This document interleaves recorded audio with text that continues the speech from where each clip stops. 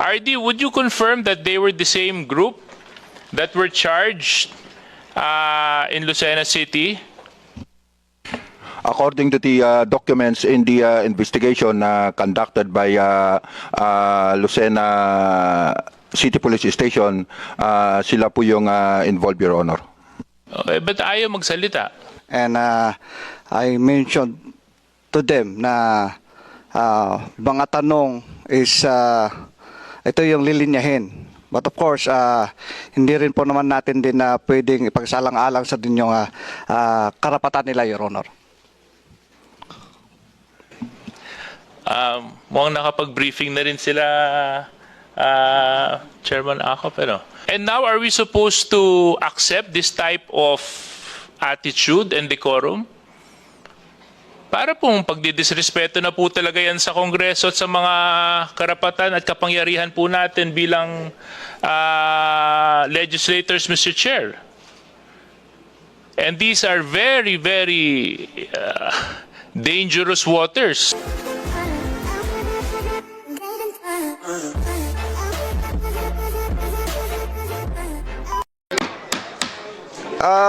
Hearing resume. Okay, those who are reserved speakers for House Resolution number. Please sit down, everybody.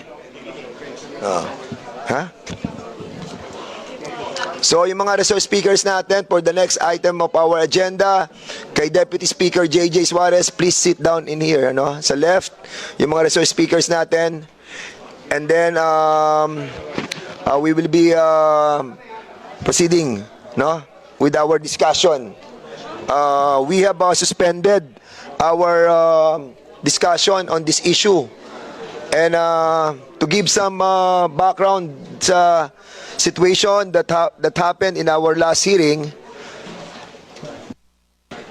So in the last hearing, the committee, upon unanimous vote of the members present, there being a quorum, cited in contempt and ordered the immediate custody and 30 days detention of the former chief of police of Lucena City for lying during his testimony on the buy-bus operation. That it was conducted in Barangay Ransohan, Lucena City, and the raid of the house of one of the witnesses of the committee who is residing in the same barangay.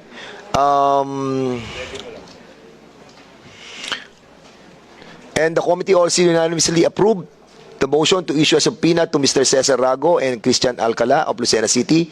However, I would like to inform the members that the Lucena City Police were unable to serve the subpoena to the said individuals despite several attempts. The families or relatives of the said individuals refused to receive the said subpoenas on their behalf.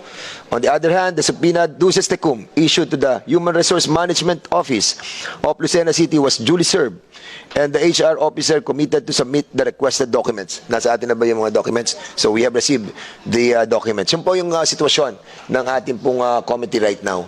So since all the resource speakers and those invited, no, na members of this committee are all here, so we may proceed in our discussion. Thank you. DS J.J. Suarez, you are recognized. Thank you very much, Mr. Chair. Mr. Chair, magandang hapon na po sa ating lahat at sana nakakakain na po kayo ng inyong tanghalian. Last hearing, Mr. Chair, it was a sad fact to find out that a witness that testified here in Congress experienced a great level of distress, violence, and harassment nung pinasok po yung kanyang tahanan 2 days after she testified. And in that hearing, we also identified the personnel who at that time were already charged and failed to present themselves. Mr. Chair, can I just ask the Honorable Committee if the police operatives who were behind the unlawful entry into the house of Ms. Rianzares is present? Yes, I think the regional director of Region 4A have brought along, no? those personalities that were involved in the operation against the one of the witnesses that we have invited in here. And accordingly, I think it was in the premises of the regional offices. Am I correct, RD? Yes, Your Honor. So all the 8 PNP officers were here? Are here? Yes, Your Honor. Okay. They Mr. are Chair, here. can I request that they take these seats over here para makita naman natin yung nasa likuran ng operation na yon? Sige, And if I also may request, Mr. Chair, that the committee secretary please administer the oath. okay. So we'll be inviting over those 8. Hindi naman po magkakasya yung 8 doon. Siguro 4 doon or 5 and then 3 dito.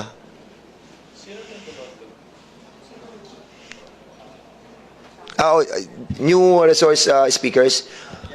Okay. O sige. All those resource speakers who have been invited on this hearing, can you kindly, hindi pa kayo nakakapag-take ng oath. So those who have not yet taken their oath, please stand up. And the COMSEC is hereby directed to take the oath of these invited resource speakers. COMSEC, please.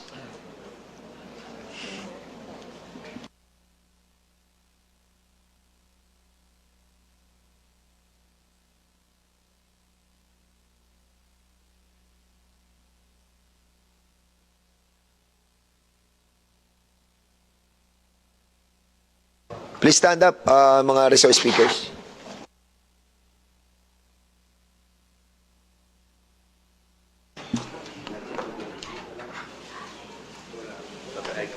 Yes, po.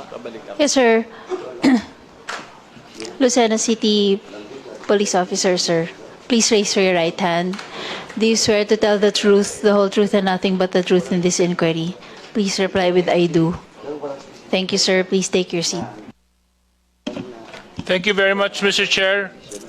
Mr. Chair, before we proceed, I would like to seek permission from the committee if we be allowed to show a CCTV footage of what seems to have happened in Barangay Ransohan at 3 a.m. That morning of May 24. If I may be allowed, Mr. Chair. Okay, so there's a video clip that will be shown. Have you given the copy to the COMSEC already? Okay, so let's play the video, please.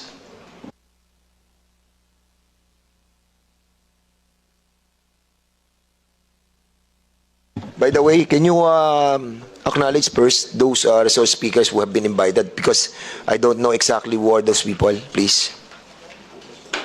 While waiting for the video, please, COMSEC. Thank you, Your Honor. Invited resource for persons for House Resolution 1479, Dr. Criselda C. David, the City Human Resource Management Officer of Lucena City. Okay. Former barangay captain of Barangay Bara, Ms. Amelia Sobreviñas. Okay, Barangay next. Treasurer Melesio De Castro of Barangay Mayao Parada. Mr. Wilmar Tapar and Mrs. Braquel Tapar of Purok Magaling, Lucena City. Nandito? Yes, sir. Oh, but you sit here, please. Attend. Attorney Christopher Hunyar of Lucena City. From? Barangay Captain Raul. Representative of? Sir, he was.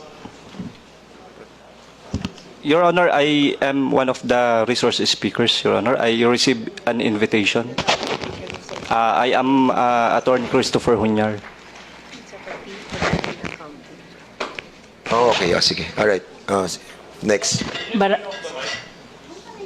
Barangay Captain Raul Soriano of Purok Magaling, Barangay Ransohan. And Mr. Ruel Pantoja of Barangay Salinas. Okay. All right. Thank you. Go ahead. Let's play the video.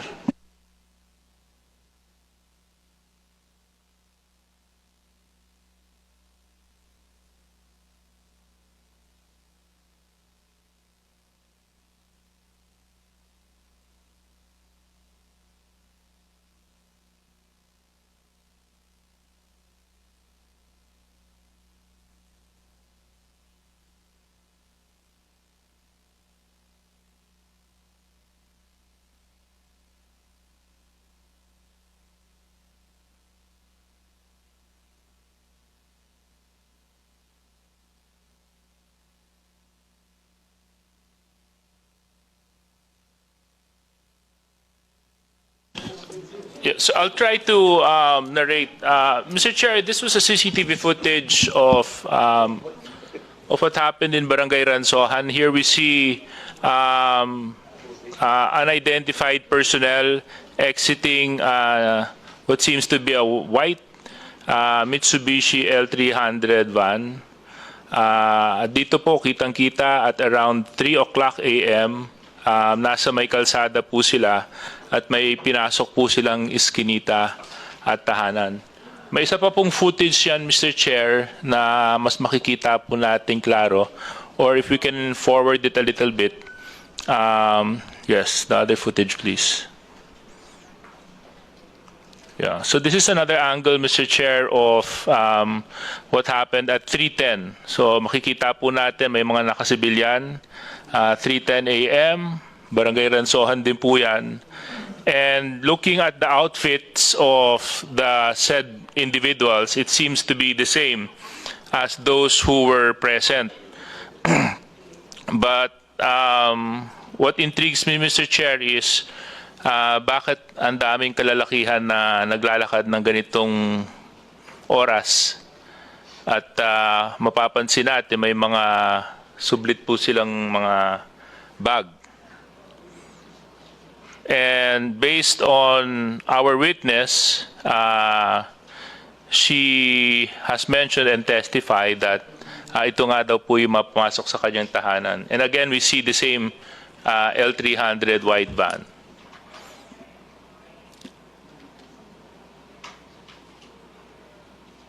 So, thank you very much, Mr. Chair. That's it. Yes, that's it. Wait, I just wanted to... Yes, Just wanted to, may plaka ba yung, wala ka nakita plaka, no? Okay. Sige, go ahead, Congressman. thank you very much. So, Mr. Chair, nandito po yung walo po ba sila? Team Leader Herrera, are you present? Richie Yuayan, nandito din kayo? Okay. Henry Mascarinia Mago, Alvin Zabalya, Alan Abdon, Wilson Peñaverde, Bantila, no? Rene Bartolata, at saka si Unar Cabalsa. Oh. Pwede nyo po bang ma-confirm sa amin kung kayo nga po yung mga nakasuhan nung nakarang linggo sa lungsod ng Lucena? Anybody can answer that. Siguro meron kayong team leader, di ba? Sino yung team leader niya nun? Sige, sir. Please reply to the query of Congressman Suarez. Were you all the PNP men who have been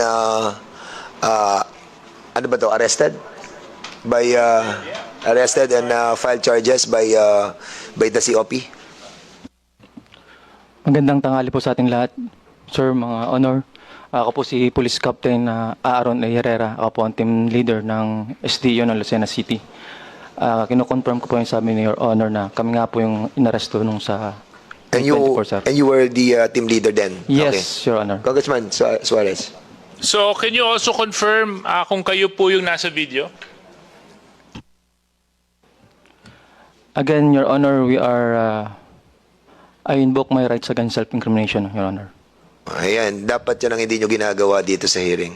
We are just in aid of legislation. Okay, and anyway, So, magdadoubt na agad kami sa mga lingwahe mo. Ha? Okay, Congressman.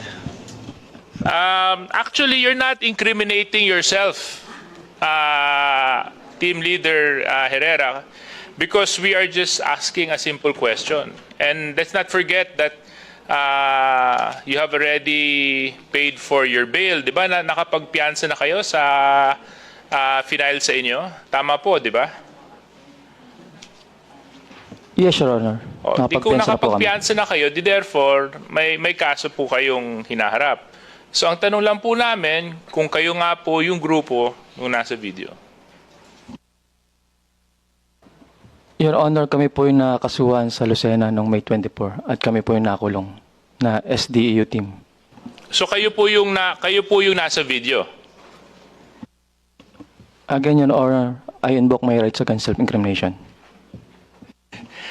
Kayo po yung grupo na pumasok sa bahay ng witness po ng komitibang ito.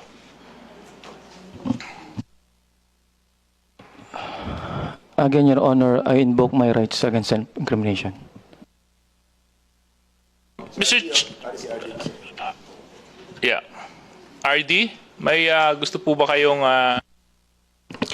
Yes, Your Honor. I just want to inform this honorable body that in the course of our investigation, we identified one PNP personnel na hindi po nakasama doon sa 8 that puts the PNP personnel to 9, Your Honor, and ito po ay inihabol natin, kinasuhan din po natin, and he is now out on bail, and he is present right now in the name of Police Staff Sergeant Arnel Reyes, Your Honor. Thank you very much for that information, RD. RD, can you confirm that these are the same police personnel who were placed under regional custody last week? Yes, Your Honor, under restrictive custody, Your Honor. Can you please explain to the committee why they were placed in the regional custodial center? The reason why we put them under restrictive custody is one, para po pag may mga ganitong hearing is madali lang po namin silang ipipresent, and of course for the main reason that there is an ongoing investigation, both criminal and admin, para po hindi nila ma-impluwensyahan yung pagkandak namin ng investigation, Your Honor. So, you therefore agree that it is important na yung mga witnesses at resource persons na dumadalo dito po sa komitibang ito ay may mahalagang papel na gagampanan para malaman po natin yung totoo at katotohanan sa mga pangyayari. Hindi po ba, RD? Yes, Your Honor. Okay, so therefore, again, I would like to direct my questions to the team leader that operated in Ransohan. RD, would you confirm that they were the same group that were charged in Lucena City? According to the documents in the investigation conducted by Lucena City Police Station, sila po yung involved, Your Honor. Okay, but ayaw magsalita.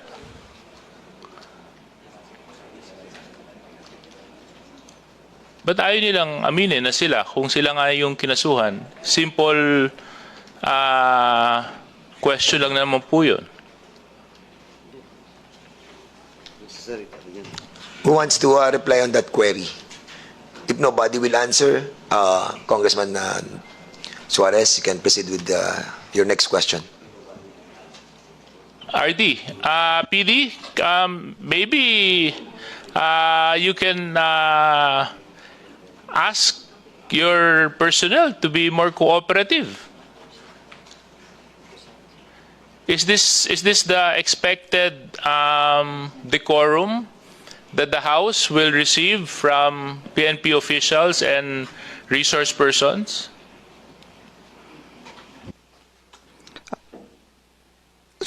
Your Honor, they are well informed na ito po yung tatakbuhin ng ng hearing na to, and I mentioned to them na mga tanong is ito yung lilinyahin, but of course hindi rin po naman natin din na pwedeng ipagsalang-alang sa din yung karapatan nila, Your Honor. Mukhang nakapag-briefing na rin sila, Chairman Akop, ano? So, you know what, Mr. Chair, kaya po mahalaga po para sa atin ito is because we were investigating in aid of legislation a very important matter. which is violence and which was harassment that happened in the last barangay elections. And unfortunately, a resource person who testified in Congress received the same violence and harassment after she testified. And now are we supposed to accept this type of attitude and decorum? Para pong pagdidisrespeto na po talaga yan sa Kongreso at sa mga karapatan at kapangyarihan po natin bilang legislators, Mr. Chair. And these are very, very dangerous waters for the organization and for those involved. So, Mr. Chair, I seek your guidance before we